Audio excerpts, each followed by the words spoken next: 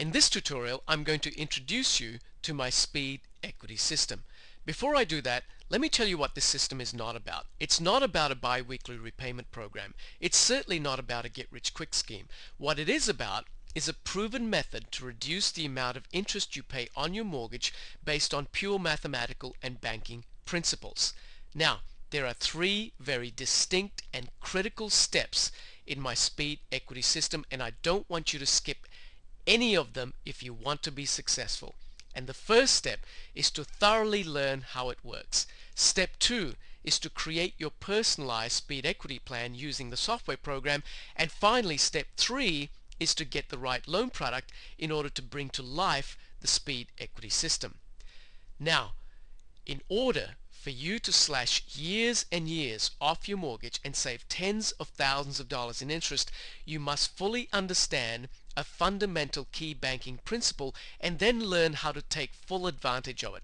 And that is that the interest on your mortgage is calculated on the daily balance. Now, here's what you're taught and encouraged to do by the mortgage and banking industries, and that is to take out a traditional principal and interest loan, commonly called a P&I loan. Let's look at an example. Let's say you took out a $250,000 loan January 1st, 2006 at 6%, and you take it out for 30 years. Why? Because that's what everyone else does.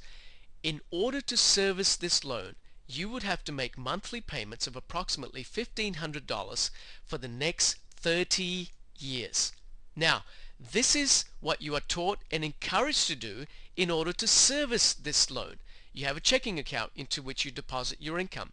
Once a month or once every 2 weeks, you make your mortgage payments from the checking account, and what's left over, you draw out for living expenses using an ATM card or a checkbook. Does this sound familiar to you? Well, let's have a look at what happens to this mortgage over the first 4 months because you're making your mortgage payments the way that you've been taught and encouraged to do. Remember, we took the loan out for $250,000 on January 1st, 2006. Consequently, the daily balance stays the same at $250,000 for every single day of January until you make your mortgage payment of approximately $1,500. You would find that almost $1,274 goes toward paying the interest on that loan, leaving you with a paltry $225 odd to reduce the loan balance for the following month. This then gives us a new daily balance for the month of February that stays the same for every single day of February until we make our next mortgage payment. Now you've paid almost $3,000 towards your mortgage, and over $2,400 has gone toward paying the interest on that loan, leaving you with a total of a $575 reduction in the amount that you borrowed. This then gives you a new daily balance for the month of March. Now, this cycle repeats itself month after month after month. You make your mortgage payment, large chunk of that disappears on interest, and only a very small portion goes toward reducing the loan balance itself. All you have to do is look at your loan statements and you will know that this is a fact. Now, when we look at the line graph of how much we owe on this $250,000 mortgage, or in fact any 30-year mortgage, we would find that for the first 20 odd years you hardly make a dent in the amount that you borrowed. And why? It's all because of the key banking principle, and that is that the interest on your mortgage is calculated on the daily balance. Let's have a look now at the daily interest charge on our $250,000 mortgage over the first 4 months.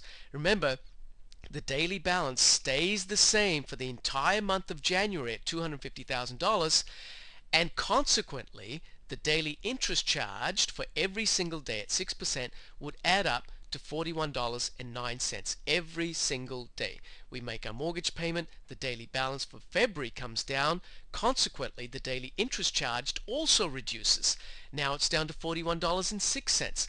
Look at this. That's a reduction in the daily interest charged by a total of 3 cents per day, and it took an entire month in order to achieve that reduction in the daily interest charged.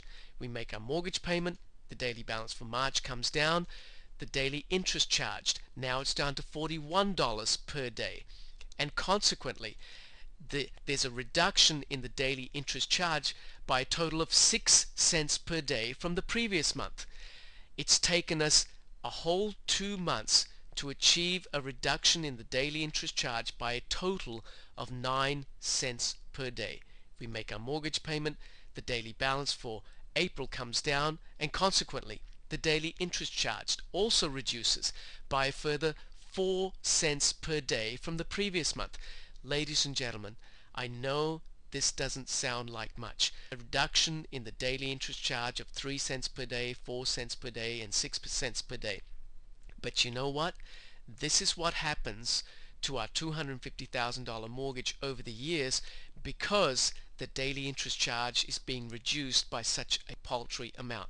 After 5 years, after 10 years, after 15 years, after 20 years, we would have paid more than what we borrowed and still owe more than half of the original loan amount. After 30 years, the total payments on this $250,000 mortgage would add up to over $500,000. Why? Because along the way, it would also cost you over $282,000 in interest. That's what happens when you're only reducing the daily interest charge by a paltry 3 cents per day and 4 cents per day, and bankers and lenders know this. Another way to look at this is to ask yourself, well, how many houses are you really paying for? Well, it's two, one for you and one for the bank, and that's just the way they like it.